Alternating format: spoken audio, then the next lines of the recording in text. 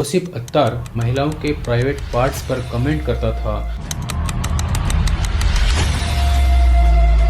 उसके साथ शारीरिक संबंध बनाए और फिर निकाह करने के लिए दबाव डालने लगा। रजा और शाहरुख ने महिलाओं को मोलेस्ट करने की कोशिश की।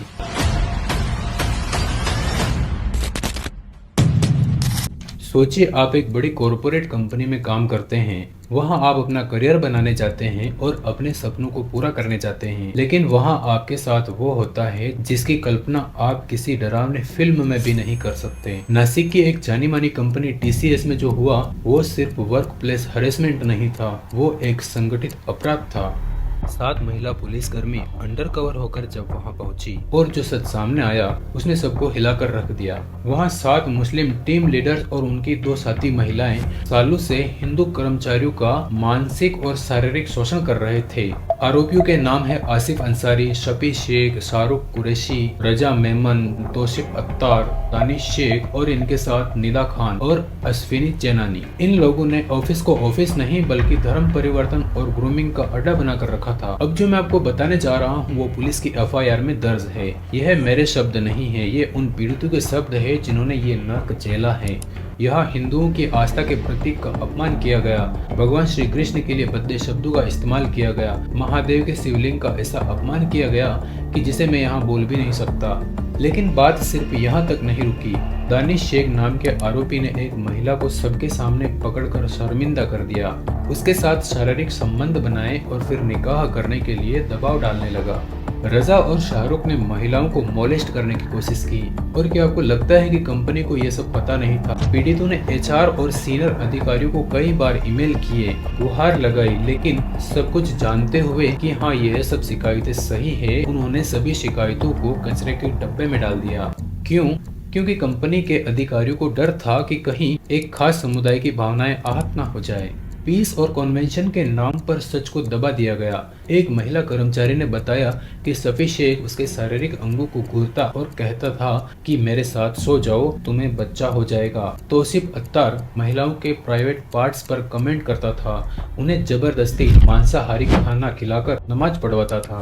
यहाँ एक पुरुष कर्मचारी भी पीड़ित था। सोचिए, 2022 से 2026 तक यानी पूरे 4 साल तक यह सब सहता रहा। उसके धर्म का मजाक उड़ाया गया, उसे बार बार नॉनवेज खिलाने को मजबूर किया गया, उसे नीचा दिखाया गया। उसी के साथ अब सुनिए एक दलित महिला की कहानी। दानिश शेख उसे कॉलेज के दिनों से जानता था। अच्छी नौकरी का झांसा देकर उसे इसी कंपनी में लाया था और प्यार के जाल में फंसाया। जब उस महिला को पता चला कि तौसीफ नाम का दूसरा आरोपी इसके बारे में जानता है, तौसीफ ने उसे ब्लैकमेल करना शुरू कर दिया, या तो मेरे साथ सो जाओ, नहीं तो घर वालों को सब बता दूंगा। धोखाधड़ी की हद तो तब पार हो गई जब फरवरी 2026 में उस महिला को एक अनजान कॉल आया। दूसरी तरफ दानिश की पत्नी थी जिसके 2 बच्चे भी थे। जब दलित महिला ने दानिश से पूछा कि तुम मुझसे शादी कब कर रहे हो, तो दानिश ने बताया कि मैं तुमसे कभी शादी करना चाहता ही नहीं था।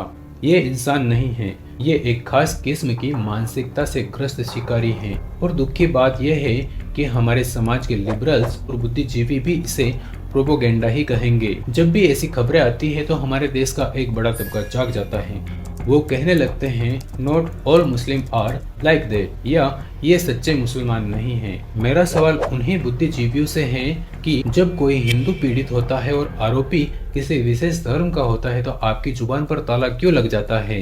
आप द केरला स्टोरी जैसी फिल्मों को प्रोपोगेंडा कहते हैं, आप लोग द कश्मीर फाइल्स का विरोध करते हैं, लेकिन जब हकीकत में नासिक जैसा केस सामने आता है तो आप लोग नजरें फेर लेते हो। यह एक ऑर्गेनाइज्ड रैकेट है। ये ग्रूमिंग और कन्वर्जन की घटनाएं कोई इत्तेफाक नहीं है। ये आपको आपकी जड़ों से काटने की एक सोची समझी रणनीति है। आज इराक, इजिप्ट, ग्रीस और मेक्सिको जैसी पुरानी सभ्यताएं खत्म हो चुकी है। क्यों? क्योंकि वहाँ के लोग अपनी संस्कृति की रक्षा नहीं कर पाए।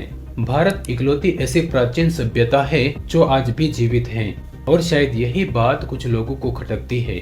लेकिन क्या हम सिर्फ दूसरों को दोष दे सकते हैं? नहीं, सच तो यह है कि हमारी हालत गैस लीकिंग जैसी हो गई है। हमें यकीन दिलाया जाता है कि हमारे खिलाफ होने वाला हर अपराध झूठ है और हम इसे मान लेते हैं क्योंकि हम अपने ही धर्म के बारे में कुछ नहीं जानते। अगर आज कोई आपसे पूछ ले कि गौ माता की पूजा क्यों करते हैं या शिवलिंग का वैज्ञानिक महत्व क्या है, तो क्या आपके पास कोई जवाब है? शायद नहीं, क्योंकि हमने कभी अपने ग्रंथों को पढ़ा ही नहीं। इसी अज्ञानता का फायदा उठाकर ये लोग हमें समझाते हैं कि एक बार नमाज पढ़ लो, सारे दुख दूर हो जाएंगे। बॉलीवुड ने भी सालों से यही नैरेटिव सेट किया है। अगर आप जेम्स और बॉलीवुड जैसे सोशल मीडिया हैंडल्स को देखेंगे तो आप समझ जाएंगे कि कैसे धीरे धीरे हमारे दिमाग में जहर घोला गया कि हिंदू रीति रिवाज पिछड़े हैं। अब समय आ गया है कि हम लोग इनका खुलकर विरोध करें। सर्वधर्म एक समान का नारा सुनने में अच्छा लगता है, लेकिन वास्तविकता अलग है। अगर कोई धर्म आपको काफिर कहता है या आपके अस्तित्व को नकारता है तो वह आपके साथ समान कैसे हो सकता है। अंत में मैं बस आपसे इतना कहना चाहूंगा कि नासिक की यह घटना एक चेतावनी है। SIT बन गई है, NIA जांच कर रही है, ये अच्छी बात है, लेकिन ऐसे कितने केस होंगे जो कभी सामने ही नहीं आए। हमारा ओपन माइंडेड होना हमारी खूबी है, लेकिन जब लोग हमारी इस खूबी को ढाल बनाकर हम पर हमला करें तो हमें सावधान होना चाहिए। ये इस्लामोफोबिया ही नहीं, ये हमारे समाज की वो कड़वी सच्चाई है जिससे अब हम मुंह नहीं मोड़ सकते। अपने रूट से जुड़िए, अपनी मर्यादाओं की रक्षा कीजिए और याद रखिए, सम्मान हमेशा दो तरफा होता है। अगर हम दूसरों का सम्मान करेंगे तो हमें भी वही सम्मान मिलना चाहिए। सोचिए, क्या आप अभी भी चुप रहेंगे या अपनी आने वाली पीढ़ियों के लिए एक सुरक्षित समाज बनाने की दिशा में पहला कदम उठाएंगे? फैसला आपका है। वीडियो पसंद आए तो दोस्तों और फैमिली के साथ शेयर जरूर करें। चैनल पर नए हैं तो सब्सक्राइब करना ना भूलें। Thanks for watching.